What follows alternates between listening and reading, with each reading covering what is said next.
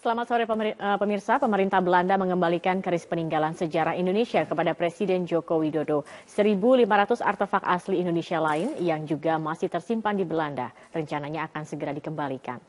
Dalam pertemuan bilateral di Istana Merdeka Jakarta, Perdana Menteri Belanda Mark Rutte menyerahkan keris peninggalan sejarah Indonesia kepada Presiden Joko Widodo. Penyerahan keris ini sebagai simbol pengembalian 1.500 artefak yang ada di Museum Nusantara di kota Delft, Belanda. Rencananya pemerintah Belanda akan segera mengembalikan benda pusaka lainnya kepada pemerintah Indonesia, menyusul ditutupnya Museum Nusantara pada tahun 2013.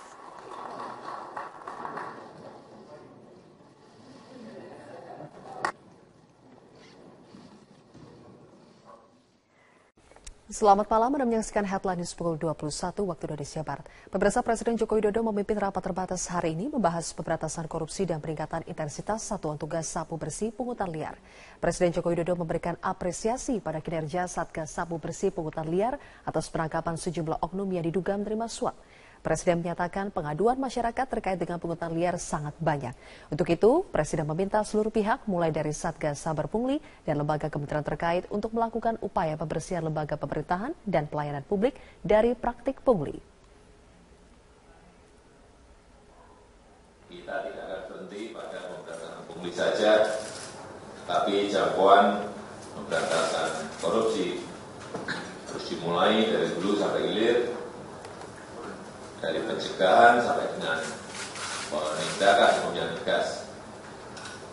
Dan terkait dengan aksi pencegahan, saya minta diprioritaskan pada sektor perizinan dan sektor pelayanan publik yang berkaitan langsung dengan masyarakat.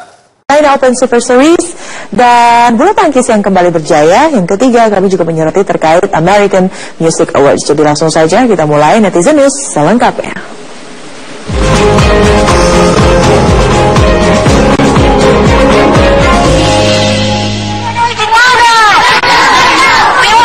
Antara etnis Rohingya dan juga mayoritas penduduk Myanmar yang mayoritas beragama Buddha ini seolah tidak berkesudahan, dan puluhan ribu warga Rohingya terlunta-lunta mengungsi ke negara lain termasuk ke Indonesia. Di Myanmar, etnis Rohingya tidak diakui sebagai warga negara. Mereka kesulitan untuk memperoleh akses kesehatan, pendidikan, perumahan yang layak. Kekerasannya juga memang terus terjadi. Dan pemerintah Myanmar juga menolak tuduhan bahwa militernya membunuh 86 warga Rohingya yang hendak melarikan diri dari konflik di sana. Dalam konflik terbaru ini, sekitar 30.000 warga Rohingya menjadi pengungsi. Ratusan warga mencoba untuk melarikan diri, termasuk ke Indonesia. Kalau Anda ingat, di 2 tahun lalu mereka banyak pengungsi juga ke Aceh, dan meskipun telah tinggal di Myanmar selama beberapa generasi, Muslim Rohingya tetap dianggap sebagai imigran ilegal di sana. Dan untuk membahasnya lebih lanjut, sudah hadir di studio Medsos Netizen News ada Daniel Azhar Simanjuntak, Kepala Pemuda Muhammadiyah. Terima kasih, Mas Daniel. Terima kasih sudah hadir di sini. Apa yang bisa kita lakukan sebagai negara tetangga untuk membantu saudara Muslim Rohingya yang masih belum bisa kembali ke tanah air? Iya, pertama masalah etnis Rohingya di Myanmar ini masalah pelik ya dan kompleks, dan kasus ini kan, peristiwa ini sudah berlangsung cukup lama. Tidak ada penyelesaian yang konkret ya. Pertama, ini kan terkait dengan dugaan ada pembersihan etnis, sebut begitu. Nah, etnis Rohingya yang tinggal di Rakhine ini kan sudah sejak lama jadi kehilangan warga negara atau stateless. Nah, itu yang mereka alami. Itu pertama, itu yang kemudian membuat mereka tidak mendapatkan hak-hak mereka sebagai warga negara, bahkan sebagai manusia. Mereka kemudian dilokalisasi dalam bentuk camp dan segala macam, nggak bisa keluar dari camp itu, artinya tidak bisa bersosialisasi dan sebagainya. Karena mereka dalam posisi stateless. Nah, kemudian ketika ada isu-isu, misalnya ada gerakan solidaritas Rohingya, misalnya ada yang kemudian dituduh pemberontak oleh pemerintah lokal Myanmar. Nah, itu kemudian ada operasi militer. Nah, disitulah kemudian terjadi praktek, sebutlah pembunuhan, pembantaian dan segala macam. Nah, disinilah kemudian sejak awal dunia harus memberikan perhatian. Nah, memang Kita lihat dulu respon dari para netizen. Sebentar Mas Daniel, kita lihat dari Andi Mikra mencuitkan apa fungsi ASEAN dalam menyelesaikan konflik pembantaian etnis Rohingya di Myanmar. Feeling disappointed, itu dia opini dari Andi Mikra. Memang itu juga menjadi pertanyaan kita semua ya. Betul. Kekerasan yang berulang di Burma dikhawatirkan akan muncul perlawanan dari Rohingya lalu ditunggangi oleh kelompok teroris, jadi konflik baru. Yusdi Usman juga sudah peka dengan possibility yang ada.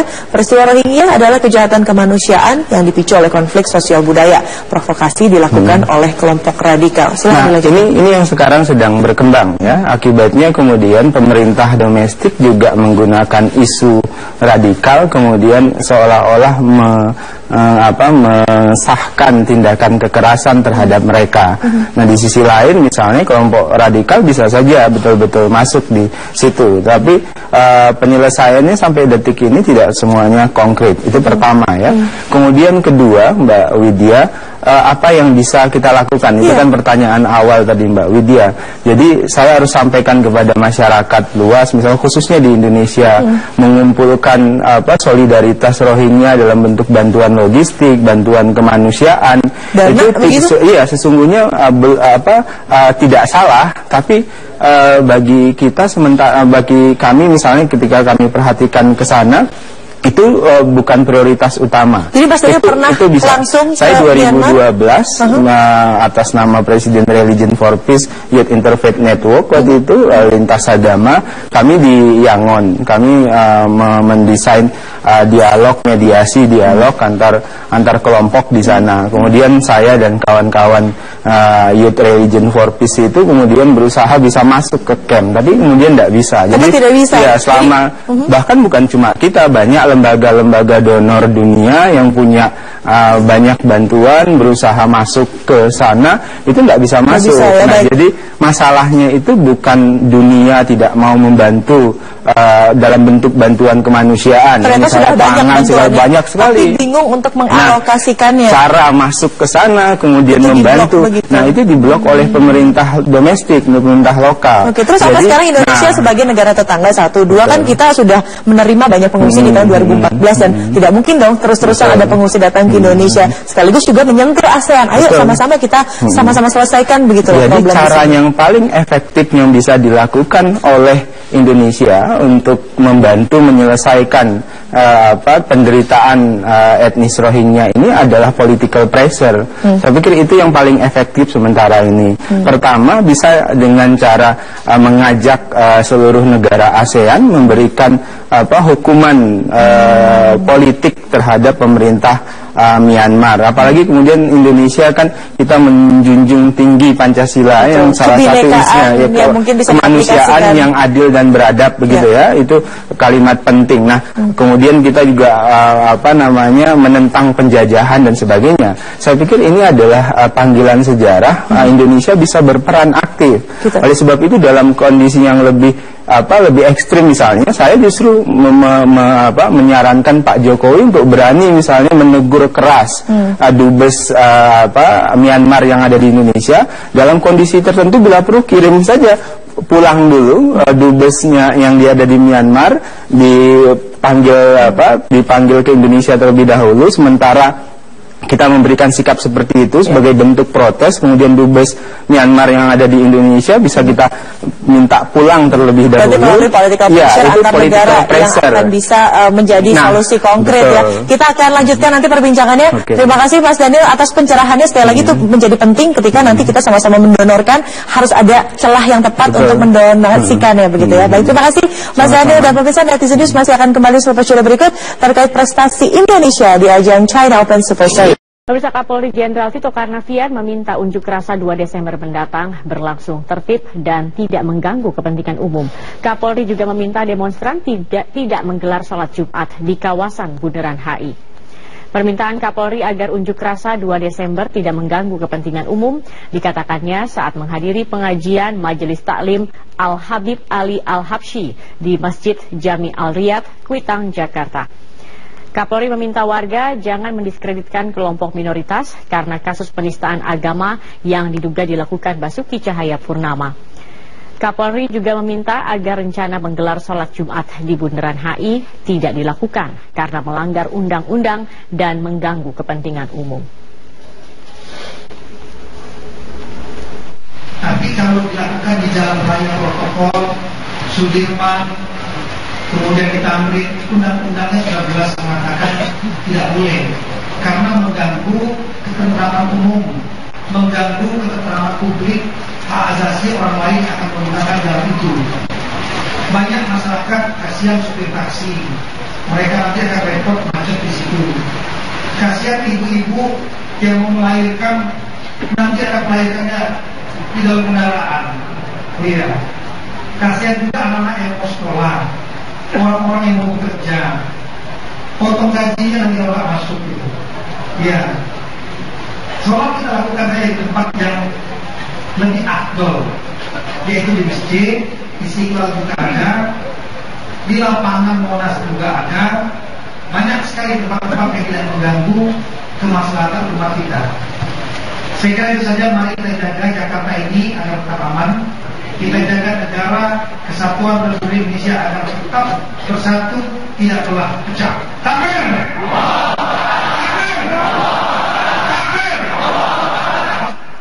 Kapolri Jenderal Tito Karnavian memaparkan proses hukum kasus Ahok di depan jemaah pengajian Majelis Taklim Al-Habib Ali Al-Habsyi di Kuitang, Jakarta Pusat. Kapolri meminta warga Jakarta agar tidak membawa kasus Ahok melebar ke isu SARA.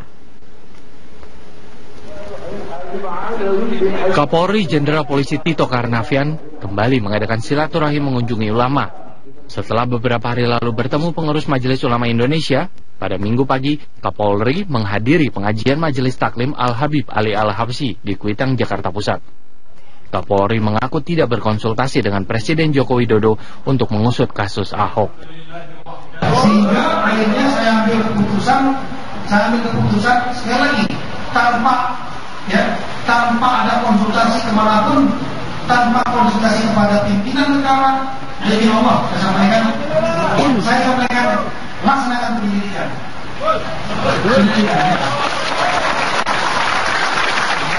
Dan mungkin metode politik sudah saya sampaikan, ini bukan tanpa risiko. Sekali saya menggulirkan ini penyidikan ini, 100 pilkada lainnya, kalau ada laporan orang yang masuk ke laporan menggunakan tangan polisi untuk menjatuhkan yang lain, mau gak mau diproses semua, dan 100 lagi.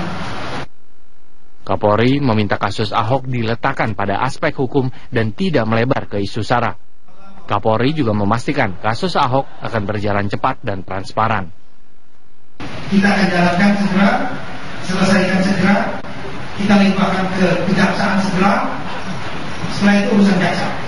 Jaksa nanti kita dorong mudah-mudahan segera juga ke pengadilan. Dan pengadilan silahkan mereka putus dengan semua warga Indonesia memandang, karena saya yakin nanti kalau kemarin hanya TV One dan Kompas TV itu Jessica ya, ini kasus akan jauh lebih menarik. Kita harapkan semua media massa bisa melihat apa yang terjadi di persidangan. Ya. Tim Liputan Metro TV. Ketua Umum Partai Golkar Setia Novanto menemui Ketua Umum PDI Perjuangan Megawati Soekarno Putri di kediamannya di Jalan Teguh Umar, Jakarta. Golkar dan PDI Perjuangan memastikan tetap mendukung pasangan Ahok Jarot pada Pilkada DKI 2017. Pertemuan antara Setia Novanto dan Megawati Soekarno Putri berlangsung selama 2 jam dan turut dihadiri sejumlah pengurus Partai Golkar dan PDI Perjuangan. Kedua pemimpin parpol membicarakan sejumlah isu politik nasional terkini seperti Pilkada DKI hingga rencana unjuk rasa pengusutan kasus Ahok.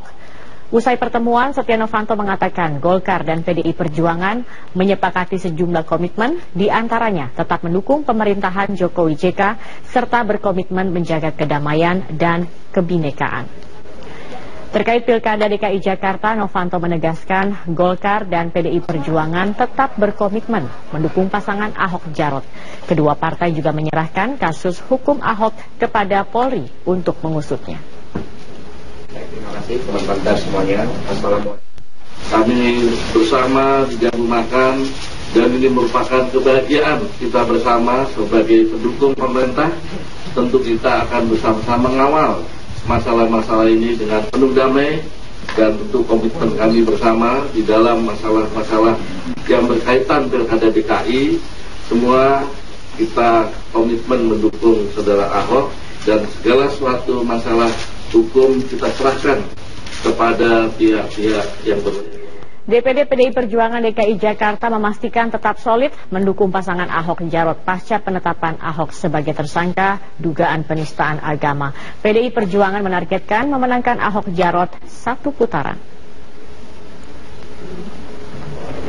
Rapat konsolidasi pemenangan pasangan Ahok Jarot dilakukan pengurus DPD PDI Perjuangan DKI Jakarta pada Minggu sore. Konsolidasi turut dihadiri calon gubernur DKI Jakarta Basuki Cahayapurnama. Kita pernah punya pasangan namanya. Sekretaris DPD PDI Perjuangan DKI Jakarta Prasetyo Edi Marsudi mengatakan konsolidasi membahas langkah pemenangan Ahok Jarot 1 putaran. Selain itu pihaknya juga membahas adanya penolakan kampanye Ahok Jarot. Sementara itu Ahok mengatakan kedatangannya hanya bersilaturahmi dengan pengurus DPD.